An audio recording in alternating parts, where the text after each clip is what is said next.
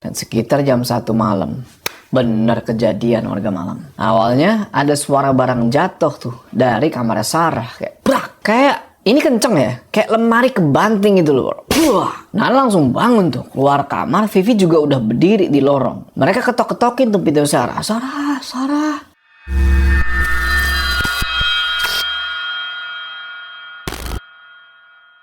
Warga Malam, lagi-lagi pernah gak sih kalian ngerasain kalau ada sesuatu nih yang kalian lakuin di masa lalu dan kalian pikir itu udah selesai, padahal ternyata belum. Cerita kali ini bukan soal kesurupan, bukan juga tentang sosok hitam tinggi besar yang muncul di ujung lorong, tapi ini tentang rasa guilty, tentang keputusan yang diambil dalam diam dan dampaknya itu gak cuma ke badan tapi sampai ke jiwa. Semua ini berawal dari kamar kos nomor 3. Kosan khusus cewek yang gak terlalu besar yang ada di daerah Malang. Nah di kamar itu pernah tinggal satu mahasiswi, namanya Sarah. Sebut aja gitu ya namanya.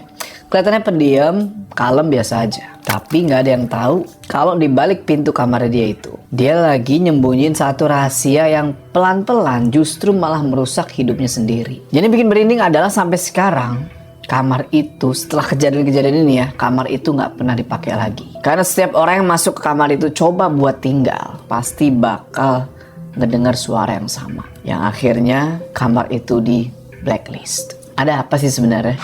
Assalamualaikum warahmatullahi wabarakatuh. Semoga kalian semua nonton video ini diberikan kesehatan, dilancarkan rezeki, dan selalu dimudahkan urusan usaha dan selalu dilindungi segala merabaya di dunia ini. Welcome back to House Horror. Kita nggak usah lama-lama lagi, udah siap? Mode horor aktif.